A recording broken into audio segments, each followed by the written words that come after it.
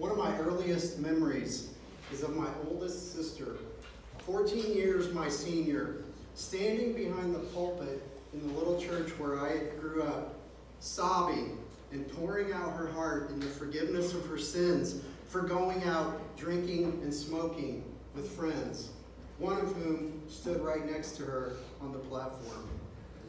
Public humiliation was one of the ways that such people were treated in my growing up years. This same sister, a number of months later, moved 2 hours north of my hometown. For all I knew, it was because she got a job in that town, and then she could live with my aunt and uncle and make some money. But a number of months later, when she came back home, this time it wasn't just for a weekend, it was for good. And as she got out of the car, in her arms, she held a tiny baby. That baby had very dark skin. I was told my entire life my nephew was dark complected.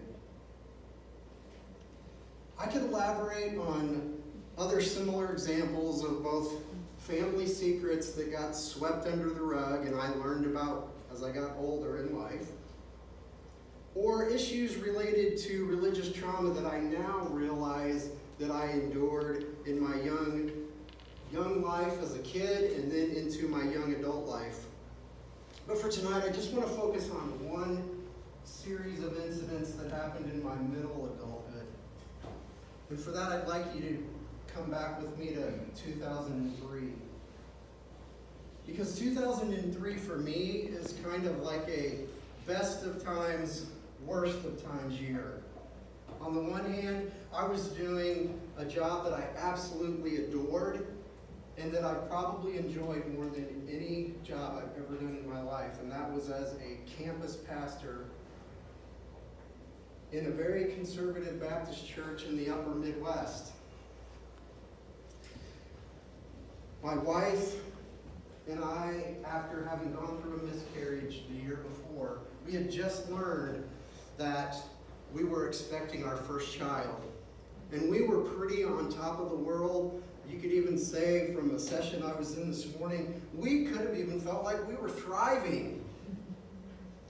And I went from being told that you're doing great at your job and we hope I never see you leave here because we value what you're doing so much, to just in a few weeks being called into the senior minister's office along with my wife, and on the other side of the desk sat the senior minister and his wife, and they proceeded to tell us all the things we were doing wrong. And they ordered us to mandatory weekly 2-on-2 counseling with the two of them. What a freaking joy. A few weeks into this counseling, which usually involved them eating and us being so sick to our stomach, we wanted absolutely nothing to eat. And we certainly didn't enjoy watching them eat. But after a few weeks of that, I was offered to go out to coffee after a Sunday evening service where I was told, this just isn't working and you guys are going to have to leave by the end of the semester. I think at the time it was January or February. Semesters end in May or June. We had a long time.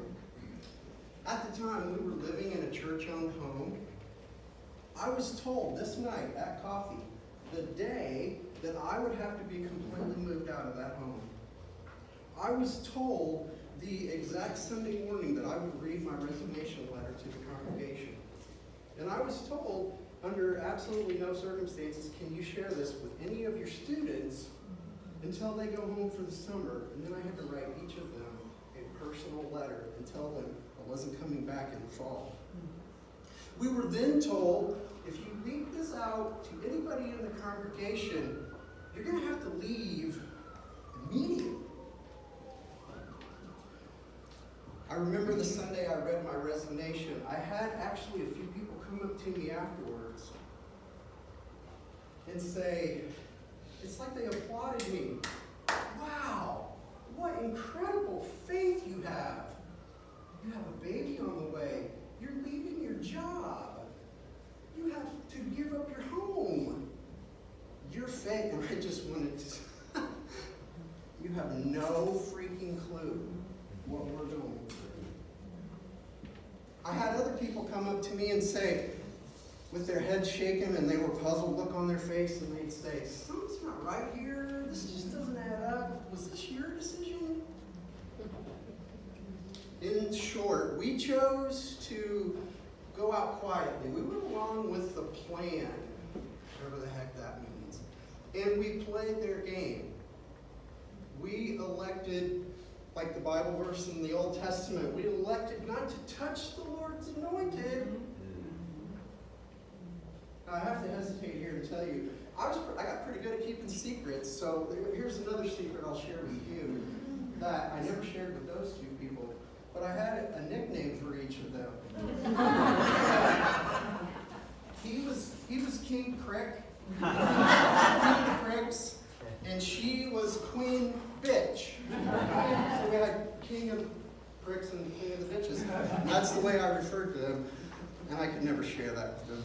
Sorry to say, but if they ever see this, I enjoy. Some friends offered us their rental home for whatever we could pay per month. Our daughter Jessa was born that November 14th, and life went on. I was working 3 part-time jobs to try to make ends meet, and we jumped back into another church because that's all we knew. Fast forward with me, if you would, to 2008. I had on my notes 2008, 2009. My wife told me this morning it was 2008. 2008. I made the decision to leave church for good. After 5 years of processing these events that I've told you about tonight, and a host of others from my childhood, and after trying our hand in church planting, because I thought maybe I'd get a little bit more fulfillment out of that. No. I got out. I had been doing a lot of reading on my own, which was foreign to me. And a key discovery that I had made was my emotions. And specifically, phrases like, trust your gut.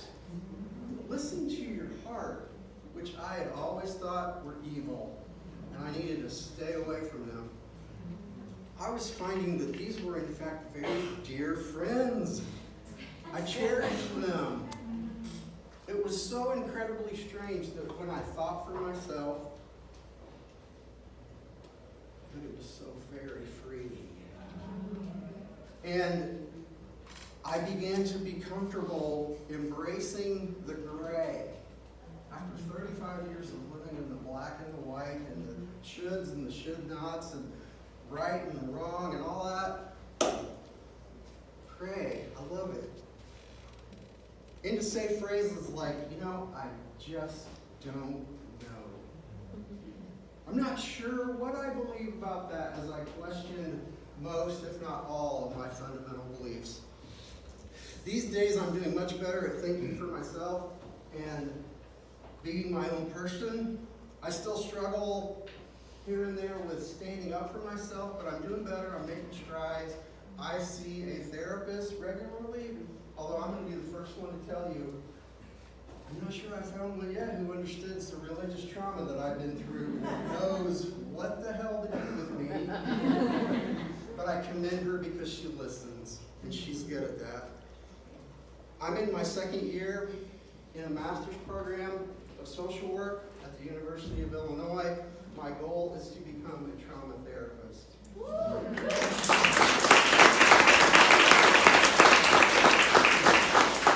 My passion is to one day become a trauma therapist and help those like me who have endured family secrets, who have endured public humiliation or silent humiliation, who have observed so many other things that my co-presenters are talking about tonight.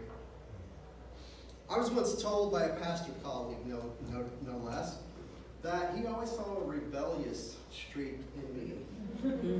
At first, I was really taken aback, and I was just like, I see that as a real big negative. And you know, as I look back and I ponder the last however many years of my life, I've realized, you know, I question, I challenge the process. I am not content with the status quo. He was absolutely right. I now see that as a very, very positive.